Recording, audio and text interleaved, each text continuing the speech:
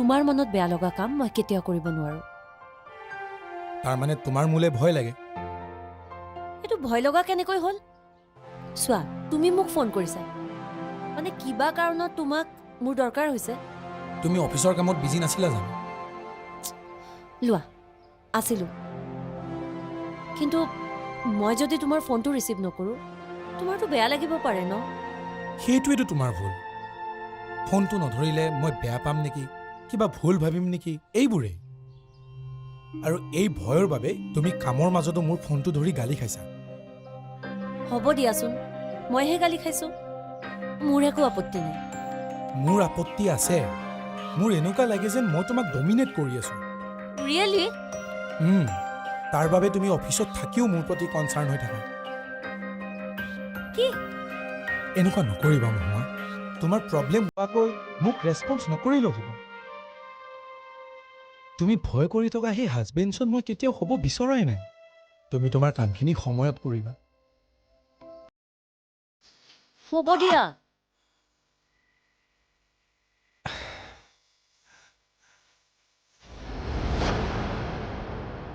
আচলতে চন্দন বহুত প্ৰেক্টিকেল ল'ৰা আছিল। ইম'শ্যনছ আৰু ফিলিংছবোৰ যদিও বহুত বেছি আছিল, কিন্তু সেইবোৰৰ লগত সি কেতিয়াও কম্প্ৰমাইজ কৰা নাছিল। তাৰ মতে মই কেৱল তাক ভাল পাই থাকিলেই নহ'ব, নিজৰ দায়িত্ব আৰু কামবোৰক সমানে ভাল পাব লাগিব। প্ৰয়াগে কিন্তু দায়িত্বতকৈ কামক বেছি ভাল পায়। সেইকাৰণে চাগে মোৰ প্ৰতি থকা দায়িত্বখিনি কেতিয়াবা পাহৰি যায়। আজি কিন্তু তোমালৈ তেওঁৰ বহুত বেছি মনত পৰিব। ঘৰত এনেকৈ সি অকলে আজিহে আছে নেকি? এই অকলশৰীয়াটো তেওঁক অনুভৱ কৰিব দিয়া। এটা তুমি কাম কৰা, ফোনটো অফ কৰি দিয়া। না না, তাৰ টেনশ্যন হ'ব। মেছেজ এটা কৰি কৈ দিয়া ফোনটো অফ থাকিব বুলি। সি যদি কিবা বিপদত পৰি ফোন কৰি থাকে, আৰু সি যদি তোমাক দৰকাৰ নোহোৱাকৈ বাৰে বাৰে ফোন কৰি থাকে, এটা কাম কৰোঁ, ফোনটো চাইলেণ্ট কৰি দিম। তাৰ মানে তুমি তোমাৰ হাজবেণ্ডৰ লগত যোগাযোগ বিচ্ছিন্ন কৰি থাকিব নোৱাৰা? কেনেকৈ থাকিম কোৱা? তাক যিমান বেয়া পালেও, তাৰ ওপৰত যিমান খং উঠি থাকিলেও, after all he is my husband ন? ব'লা, ভিতৰত যাবানে? ব'লা।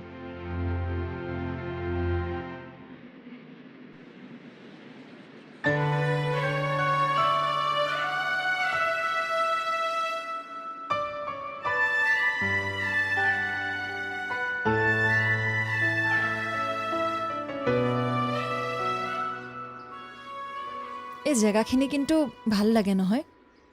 সেইকাৰণেতো প্ৰেমিক প্ৰেমিকা আহি ইয়াতে মনৰ কথা পাতি থাকে। সেয়া চোৱা, স্বামী স্ত্ৰীও আছে। ঘৰৰ একঘামিৰ পৰা ওলাই ইয়াতেই চাগে দুয়ো একেলগে নিৰলে বহি থাকে। ভাল লাগে নহয়? এই বয়সতো কেনেকৈ নিজৰ আৱেগবোৰক জীয়াই ৰাখিছে। হাঁহিলা যে?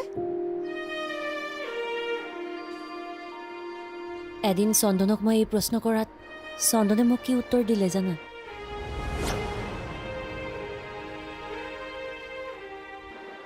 সেইফালে তাতে যে তেওঁলোক বহি আছে, তেওঁলোকে কি স্বামী স্ত্ৰী নেকি? এই বয়সতো কিন্তু সম্পৰ্কবোৰ ধৰি ৰখাটো বহুত ডাঙৰ কথা ন? তুমিও ভাল ছোৱালী দেই। এওঁলোক স্বামী স্ত্ৰী হোৱা হ'লে ইয়াত এনেকে বহি থাকেনে আহি? তেনেহ'লে তেওঁলোক কোন? কাৰোবাৰ পত্নী, কাৰোবাৰ স্বামী।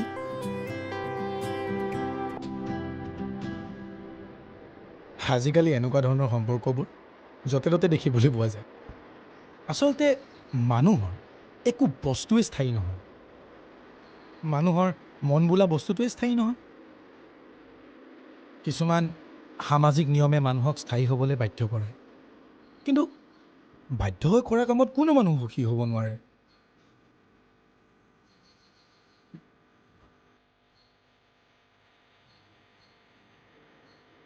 কিন্তু এই দায়িত্ববোৰ সফলভাৱে পালন কৰোঁতেইতো সুখবোৰ পোৱা যায়, আৰু তেনেকৈতো জীৱনবোৰ চলি থাকে।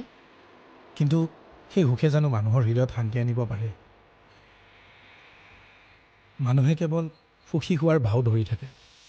এয়াও এক বঞ্চনা, সুখৰ বঞ্চনা।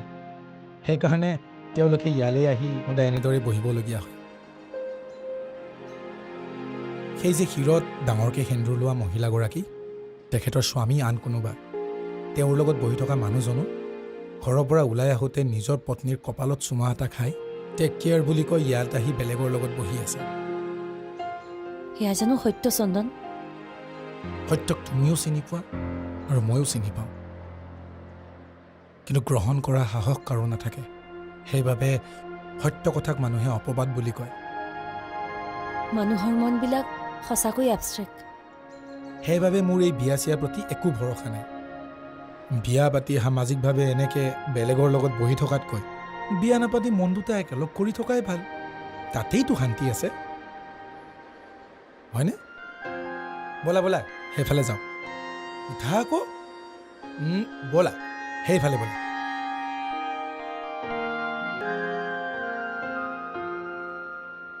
চন্দনৰ ভাৱ চিন্তাবোৰ সঁচাই বহুত বেলেগ ন মহুৱা?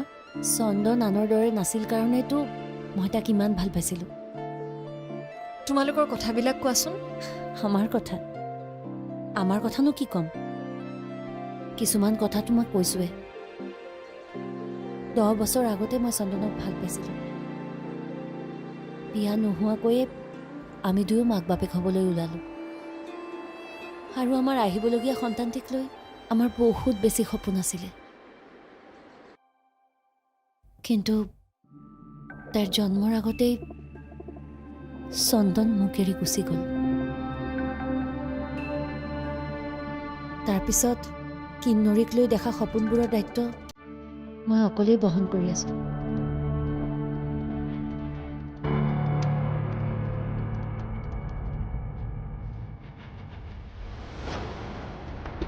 মাজনী,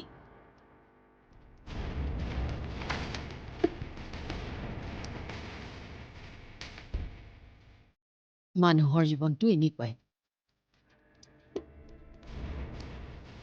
দুদিনৰ কাৰণে কোনোবা আহে, আপোন হয়, আকৌ গুচি যায়।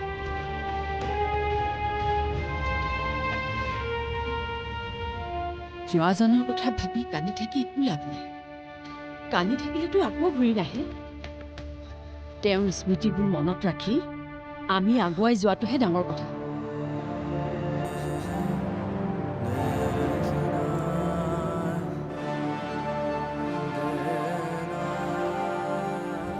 মোক মা হ'বলৈ দি নিজে বাপেক নোহোৱাকৈ গুচি গ'ল। কিয় মোৰ লগত এনেকুৱা বঞ্চনা কৰিলে? চন্দনে তোমাক জীয়াই থাকিবলৈ এটা আশা দি থৈ গ'ল। তোমাৰ ভাগ্য ভাল, চিন হিচাপে তুমি কিবা এটা পালা। কিন্তু মোৰ চোন একোৱেই নাথাকিল।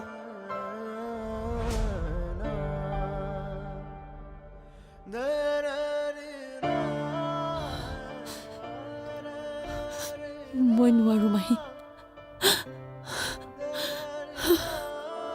মই নোৱাৰো। মাজনী, মাহী, চন্দন নোহোৱাকৈ মই দুটা জীৱনৰ দায়িত্ব ল'ব নোৱাৰো। তুমি দুৰ্বল হলে নহব। তুমি আহিব লগা সন্তানটোক লৈ তোমালোক দুয়োটাই মিলি যি সপোন দেখিছিলা, এতিয়া সেই সপোনবোৰৰ দায়িত্ব তুমি অকলেই ল'ব লাগিব। আৰু সেই সপোনবোৰৰ মাজতে তুমি চন্দনকো জীয়াই ৰাখিব লাগিব।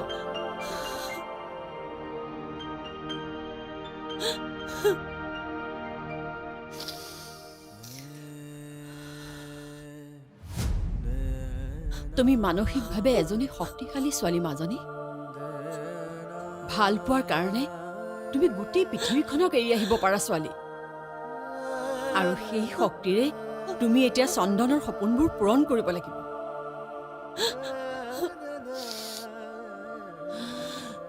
মই বৰ অকলশৰীয়া হৈ গ'লো মাহী। তুমি অকলশৰীয়া নহয়, তোমাৰ লগত মই আছো। তোমালোকৰ আহিবলগীয়া সন্তানটো আছে আৰু চন্দনৰ ভাল পোৱা আছে। আজিৰ পৰা তোমাৰ লক্ষ্য হ'ব তোমালোকৰ আহিবলগীয়া সন্তানটোৰ কথা ভাবা।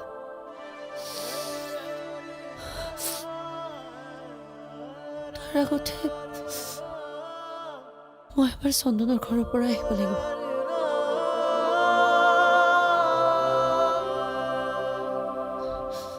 কি হ'ল মাহী, একো নক'লা যে?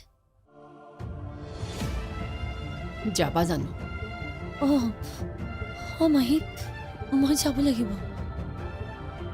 মই কয় তেওঁলোকৰ লগত এবাৰ হ'লেও কথা পাতিব লাগিব, নহ'লে চন্দনে মোক বহুত বেছি বেয়া পাব।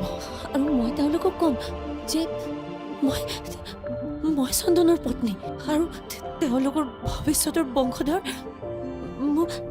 মোৰ এই গৰ্ভত আছে।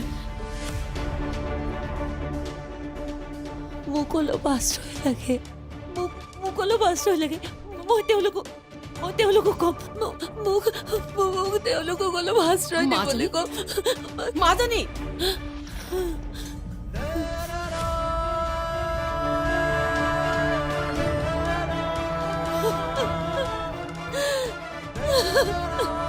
মাজনী! চন্দন,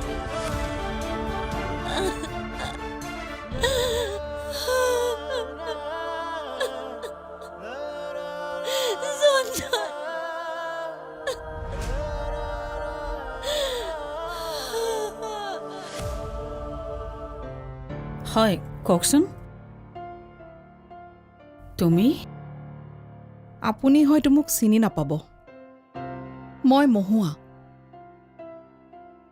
চন্দনৰ ৱাইফ। ৰ'বা,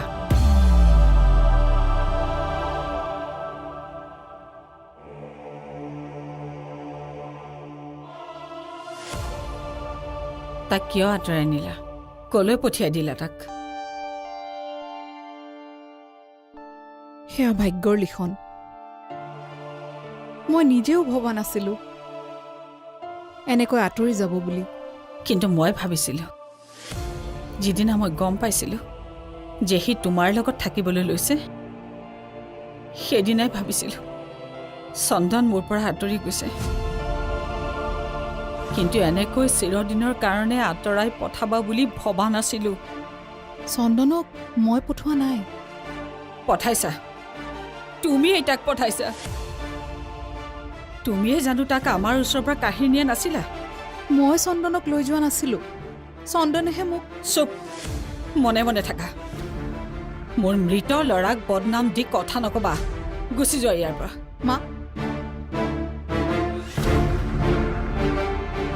মই এখন ঘৰৰ বোৱাৰী। চন্দন ঢুকোৱাৰ পাছত এই ঘৰখনৰ প্ৰতি মোৰ এটা দায়িত্ব আছে। দায়িত্ব? কিহৰ দায়িত্ব? আৰু ইমানেই যদি দায়িত্ব আছিল, তেতিয়াহ'লে তাক আমাৰ পৰা আঁতৰাই নিছিলা কিয়? নিয়ম মতে তাৰ লগত বিয়াত বহি এইখন ঘৰৰ বোৱাৰী নহ'লা কিয়? এতিয়া সি ঢুকোৱাৰ পিছত কিহৰ দায়িত্ব ল'বলৈ আহিছা? এই ঘৰ সম্পত্তিৰ? আপুনি মোক ভুল বুজিছে।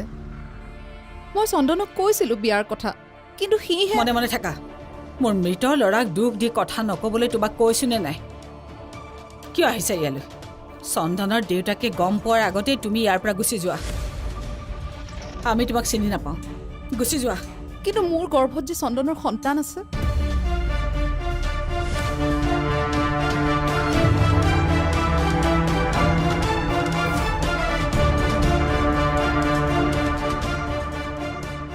মই মোৰ কাৰণে অহা নাই, কেৱল আমাৰ আহিবলগীয়া সন্তানটিৰ বাবে আহিছোঁ।